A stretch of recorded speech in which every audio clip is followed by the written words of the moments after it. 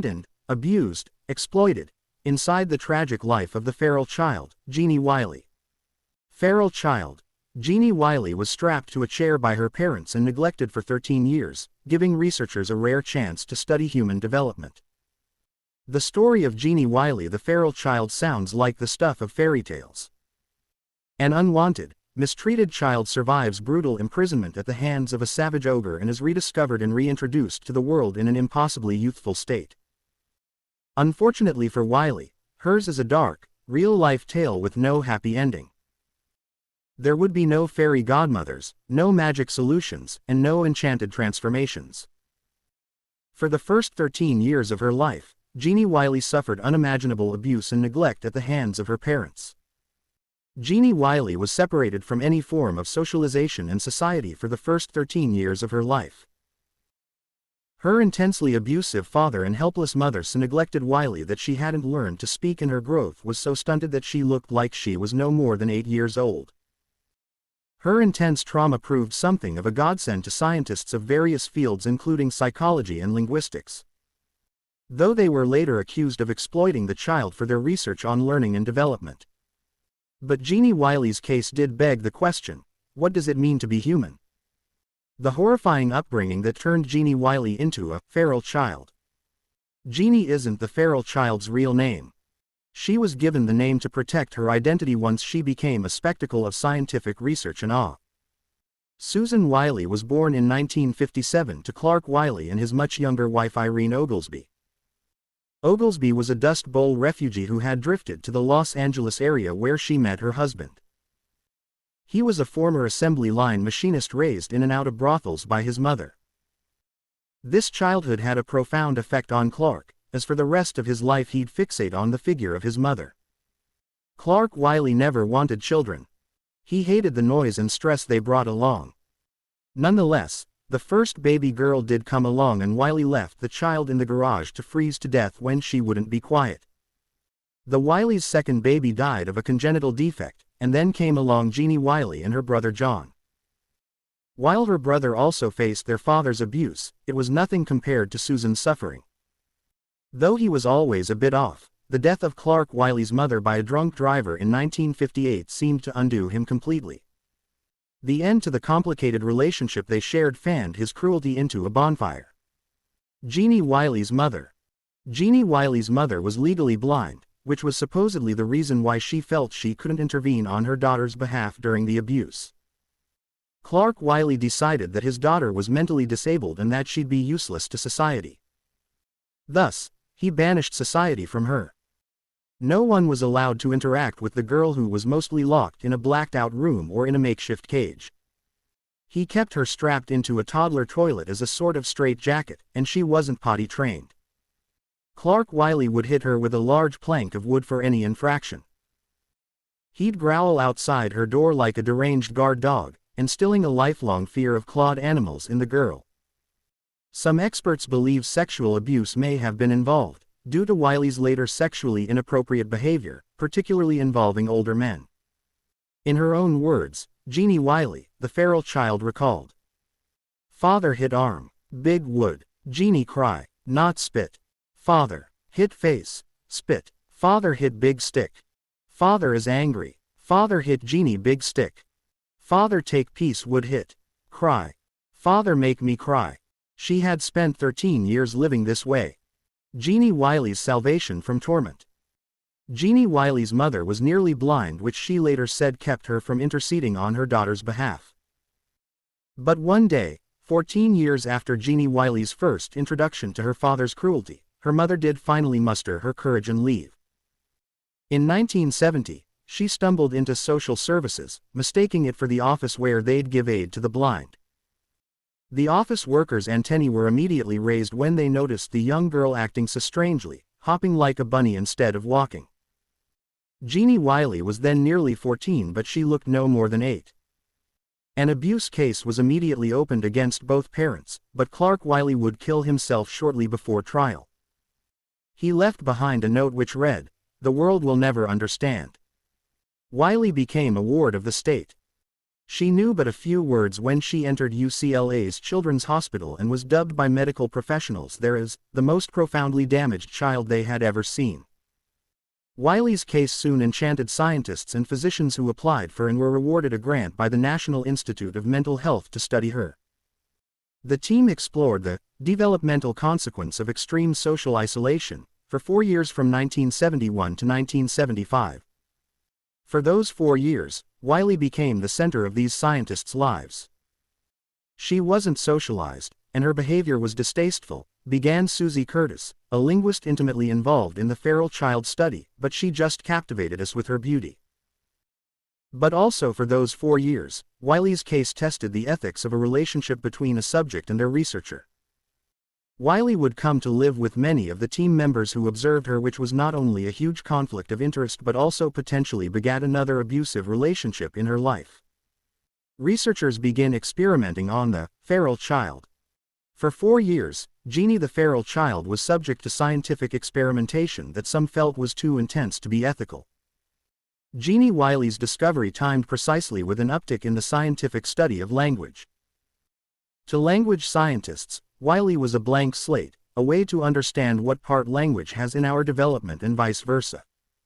In a twist of dramatic irony, Genie Wiley now became deeply wanted. One of the foremost tasks of the Genie team was to establish which came first, Wiley's abuse or her lapse in development. Did Wiley's developmental delay come as a symptom of her abuse, or was Wiley born challenged? Up until the late 1960s, it was largely believed by linguists that children could not learn language after puberty. But Genie the feral child disproved this. She had a thirst for learning and curiosity, and her researchers found her highly communicative. It turned out that Wiley could learn language. But grammar and sentence structure was another thing entirely. She was smart, Curtis said. She could hold a set of pictures so they told a story. She could create all sorts of complex structures from sticks. She had other signs of intelligence. The lights were on. Wiley showed that grammar becomes inexplicable to children without training between 5 and 10, but communication and language remains entirely attainable. Wiley's case also posed some more existential questions about the human experience. Does language make us human? That's a tough question, said Curtis. It's possible to know very little language and still be fully human, to love, form relationships and engage with the world. Genie definitely engaged with the world. She could draw in ways you would know exactly what she was communicating. Susan Curtis, a UCLA linguistics professor, helps Genie the feral child to find her voice. As such, Wiley could construct simple phrases to convey what she wanted or was thinking, like, applesauce by store, but the nuances of a more sophisticated sentence structure were out of her grasp. This demonstrated that language is different from thought. Curtis explained that, for many of us, our thoughts are verbally encoded. For Genie, her thoughts were virtually never verbally encoded, but there are many ways to think. Genie the feral child's case did help to establish that there is a point beyond which total language fluency is impossible if the subject does not already speak one language fluently. According to Psychology Today, the case of Genie confirms that there is a certain window of opportunity that sets the limit for when you can become relatively fluent in a language. Of course, if you already are fluent in another language, the brain is already primed for language acquisition and you may well succeed in becoming fluent in a second or third language. If you have no experience with grammar, however, Broca's area remains relatively hard to change. You cannot learn grammatical language production later on in life. Conflicts of interest and exploitation. Wiley's walk was described as a bunny hop. For all their contributions to understanding human nature, the Genie team was not without its critics.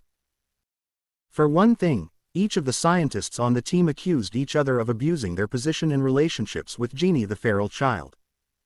For instance, in 1971, language teacher Jean Butler obtained permission to bring Wiley home with her for socialization purposes. Butler was able to contribute some integral insights on Wiley in this environment, including the feral child's fascination with collecting buckets and other containers that stored liquid. A common trait amongst other children who have faced extreme isolation. She also saw that Genie Wiley was beginning puberty at this time, a sign that her health was strengthening. The arrangement went along well enough for a time until Butler claimed she caught rubella and would need to quarantine herself and Wiley. Their temporary situation turned more permanent. Butler turned away the other physicians on the Genie team, claiming that they were subjecting her to too much scrutiny. She applied for the foster care of Wiley as well. Later, Butler was accused by other members of the team of exploiting Wiley.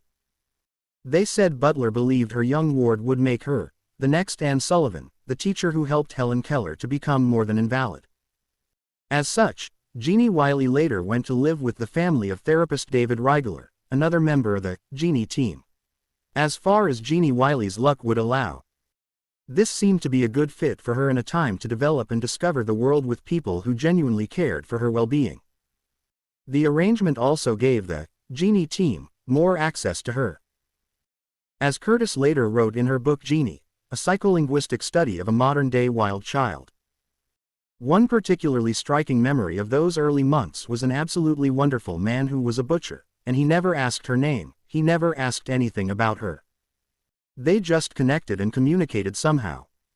And every time we came in, and I know this was so with others, as well, he would slide open the little window and hand her something that wasn't wrapped, a bone of some sort, some meat, fish, whatever. And he would allow her to do her thing with it, and to do her thing, what her thing was, basically, was to explore it tactilely, to put it up against her lips and feel it with her lips and touch it. Almost as if she were blind. Wiley remained an expert in nonverbal communication and had a way of expressing her thoughts to people even if she couldn't speak to them. Riegler, too, recalled how one time a father and his young son carrying a fire engine passed by Wiley. And they just passed, Riegler remembered. And then they turned around and came back, and the boy, without a word, handed the fire engine to Genie. She never asked for it. She never said a word. She did this kind of thing, somehow, to people. Despite the progress she displayed at the Wrigglers, once the funding ended for the study in 1975, Wiley went to live with her mother for a brief period. In 1979, her mother filed a lawsuit against the hospital and her daughter's individual caregivers, including the scientists on the Genie team, alleging they exploited Wiley for prestige and profit. The suit was settled in 1984 and Wiley's contact with her researchers all but entirely severed. Genie Wiley was returned to foster care after the research on her ended. She regressed in these environments and never regained speech. Wiley was eventually placed in a number of foster homes, some of which were also abusive. There Wiley was beaten for vomiting and regressed greatly. She never regained the progress she had made. Genie Wiley today. Genie Wiley's present life is little known. Once her mother took custody, she refused to let her daughter be the subject of any more studies. Like so many people with special needs, she fell through the cracks of proper care. Wiley's mother died in 2003, her brother John in 2011, and her niece Pamela in 2012. Russ Reimer, a journalist, tried to piece together what led to the dissolution of Wiley's team. But he found the task challenging as the scientists had all divided on who was exploitative and who had the feral child's best interests in mind. The tremendous rift complicated my reporting, Reimer said. That was also part of the breakdown that turned her treatment into such a tragedy. He later recalled visiting Susan Wiley on her 27th birthday and seeing a large, bumbling woman with a facial expression of cow-like incomprehension. Her eyes focus poorly on the cake. Her dark hair has been hacked off raggedly at the top of her forehead, giving her the aspect of an asylum inmate. Despite this, Wiley is not forgotten by those that cared about her. I'm pretty sure she's still alive because I've asked each time I called and they told me she's well, Curtis said. They never let me have any contact with her. I've become powerless in my attempts to visit her or write to her. I think my last contact was in the early 1980s. Curtis added in a 2008 interview that she has spent the last 20 years looking for her. I can get as far as the social worker in charge of her case, but I can't get any farther. As of 2008, Wiley was in an assisted living facility in Los Angeles. Genie the feral child's story is not a happy one as she drifted from one abusive situation to another, and by all accounts, was denied and failed by society at every step.